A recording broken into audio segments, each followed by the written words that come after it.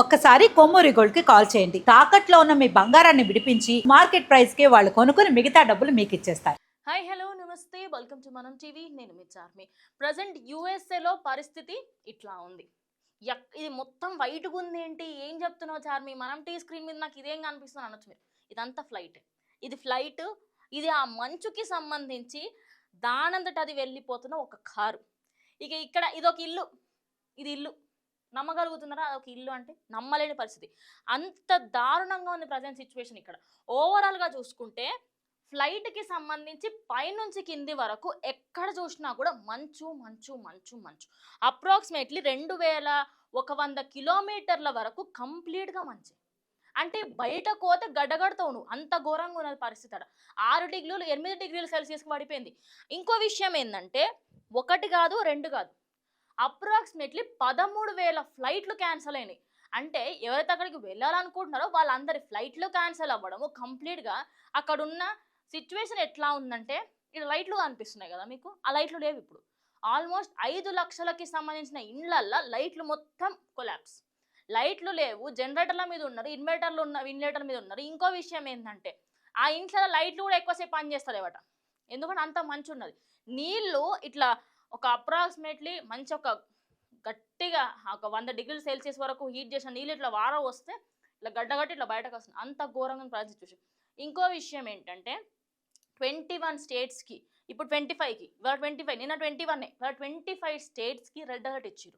ఇప్పుడు మనకి ఎట్లా వరదలు వస్తున్నాయి అన్నా, లేకపోతే వర్షం ఎక్కువ పడుతుందన్నా రెడ్ అలర్ట్ ఎట్లయితే ఇస్తారో, సేమ్ వేలో 21 స్టేట్స్కి రెడ్ అలర్ట్ ఇచ్చారు. ఇప్పుడు తెలుగు వాళ్ళకి సంబంధించి ప్రజెంట్ అక్కడ పరిస్థితి ఎంత దారుణంగా ఉందంటే, ఉద్యోగాలకు వెళ్ళలేని పరిస్థితి. వర్క్ ఫ్రమ్ హోమ్లో చేస్తున్నాడు, అంత ఘోరంగా ఉన్నది. అంటే మనం ఒక్కసారి అర్థం చేసుకోవచ్చు.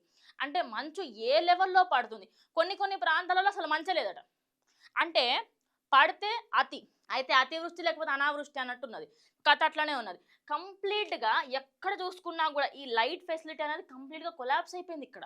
అంటే మనం ఏది తీసుకున్నా బయటికి వెళ్ళకూడదు అని చెప్పేసి కూడా అక్కడ స్ట్రిక్ట్గా వార్నింగ్స్ ఉన్నాయి. ఇంకో విషయం ఏంటంటే, కొన్ని ప్లేసెస్లలో కొన్ని ఇంటర్నేషనల్ మీడియాస్కి సంబంధించిన వాళ్ళు మాట్లాడుతున్న ఏంటంటే, అప్రాక్సిమేట్లీ 36 నుంచి 42 మంది కూడా చనిపోయినట్టుగా తెలుస్తుంది. అంటే బయటకి వచ్చి అలా ఇక్కడ యాక్సిడెంట్స్ అవ్వడం అలాంటివన్నీ. ఇంకోటి, ఇది ఇక్కడ చూశారు కదా, ఇది యాక్చువల్లీ ట్రక్. ఈ ట్రక్ విజిబిలిటీ కోసము, లేకుంటే అది బయటకు వచ్చిన ట్రక్కో కాదు, అది గవర్నమెంట్ వాళ్ళు పంపించిన ట్రక్ రోడ్ క్లియర్ చేయడానికి. అంటే రోడ్ మీద ఇప్పుడు ఎక్కువ నీళ్ళు వచ్చినాయి, మనం ఎట్లా షిప్పులలో పోతాం కదా, ఇప్పుడు దాన్ని పక్క జరపరాదాయే, ఏమీ చేయరాదాయే. అందుకోసం అని చెప్పి అక్కడ గవర్నమెంట్ వాళ్ళు కొన్ని వెహికల్స్ తీసుకొచ్చి రోడ్డు కనిపించే విధంగా పెద్ద పెద్ద జేసీబీలు, పెద్ద పెద్ద ట్రక్కులతో తీసుకెళ్ళి మంచి పక్కకు పడేస్తున్నారు. ఇంకోటి, ఇప్పుడు ఎగ్జాంపుల్కి ఇది నార్మల్గా ఇది కాదు, ఇంత ఇల్లు ఉందనుకోండి ఇక్కడ వరకు, ఇది మెయిన్ డోర్ ఈ లెవెల్లో ఉంటుంది కదా, దానికి మించి అంటే డోర్ ఓపెన్ చేసి ఇంట్లోకి మంచి వస్తుంది. అంత ఘోరంగా ఉన్నాడు పరిస్థితి. ఇంకో విషయం ఏంటో తెలుసా మీకు, ఇప్పుడు అప్రాక్సిమేట్లీ కొన్ని స్టేట్స్లలో ఈ స్ట్రామ్ ఏదైతే ఉందో, దీన్ని అయితే మంచు తుఫాన్ అని అంటున్నారు. ఈ మంచు తుఫాన్లో అప్రాక్సిమేట్లీ 42 మంది చనిపోయినట్టుగా అంటున్నారు. మరి ఇది వాస్తవమా కాదా, కొన్ని ఇంటర్నేషనల్ మీడియాస్లో కూడా ఇదే మాట్లాడుతున్నారు. న్యూయార్క్ సిటీ ఒక్క దగ్గరనే అప్రాక్సిమేట్లీ 8 మంది దొరికిరట. ఇంకోటి, బై మిస్టేక్ నీ కర్మగాలి ఈ మంచు పడ్డ టైంకి నువ్వు బయట ఉన్నావా, ఇంకా నువ్వు ఇంటికి రావు. ఎందుకంటే నీ ఇల్లు గుర్తుపడడానికి గంట టైం పట్టేటట్టున్నది. అంత దారుణమైన పరిస్థితి యుఎస్ఏలో, కెనడాలోని కొన్ని ప్రాంతాలలో కంప్లీట్గా ఇంతే ఉంది. అంటే ఇప్పుడు ఎవరెవరైతే అక్కడ ఇండియన్స్ ఉన్నారో వాళ్ళ పరిస్థితి చాలా దారుణంగా ఉంది. మెయిన్లీ కెనడాలో ఉండే ఇండియన్స్కి, అదేవిధంగా టెక్సస్, న్యూయార్క్లో ఉండే ఇండియన్స్, తెలుగు వాళ్ళకి చాలా చాలా ప్రాబ్లంగా ఉండబోతుంది. వాళ్ళు బయటకు రాలేని పరిస్థితి అంటున్నారు. మరి ఇందులో ఎంత వాస్తవం ఉంది, నిజంగానే అక్కడ ప్రాణాల మీదకి వచ్చే విధంగా ఉందంటే ఎస్. అక్కడ ఒక పెద్ద స్ట్రోమ్ ఒక సైడ్ నుంచి గట్టిగా కొట్టేసిన తర్వాత ఏదైతే స్ట్రోమ్ ఉందో, ఆ తుఫాన్ ఏదైతే ఉందో, ఆ తుఫాను మొత్తంగా ఒక్కసారి ఒక 8 to 9 డిగ్రీస్ సెల్సియస్ డౌన్కి పడిపోయింది. అంటే -డిగ్రీస్లలో ప్రజెంట్ యూఎస్ఏ ఉంది.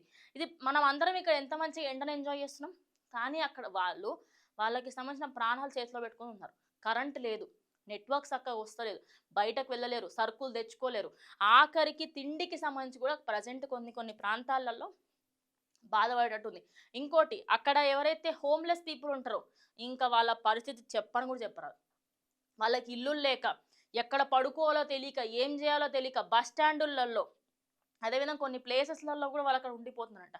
ఇంత దారుణంగా అయితుంది కాబట్టి అక్కడి గవర్నమెంట్ ఖచ్చితంగా దీని మీద స్ట్రిక్ట్ యాక్షన్ తీసుకొని వెంటనే ఆ మనుషులంతా కూడా క్లీన్ చేయడానికి ట్రై చేస్తున్నారు. కొద్ది రోజుల పాటు అక్కడ ఉన్న వాళ్ళందరూ ఎవరు కూడా బయటకు రావద్దని స్ట్రిక్ట్‌గా వార్నింగ్స్ ఇస్తున్నారు. సో, కంప్లీట్‌గా అక్కడ ఎయిర్‌పోర్ట్స్ అన్నమాట ఇవన్నీ. ఇది అక్కడుండే ఎయిర్‌పోర్ట్. ఇది నిజంగా ఫ్లైట్ అంటే ఎవ్వరు నమ్మరు. అదొక రెప్లికా, దాని మీద మంచు పోసారన్నట్టుగా ఉంది. ఓవరాల్‌గా ఇది అక్కడి పరిస్థితి. ప్రెజెంట్ అక్కడ తెలుగు వాళ్ళ పరిస్థితి చాలా వర్ణాతీతంగా ఉందని కూడా మాట్లాడుతున్నారు. లెట్స్ సీ దానికి సంబంధించి ఫర్దర్‌గా ఎలాంటి డీటెయిల్స్ వచ్చినా ఖచ్చితంగా షేర్ చేస్తాను. ఇది ఇవాళ వీడియో. ఇంకో వీడియోతో మళ్ళీ కలుస్తాను.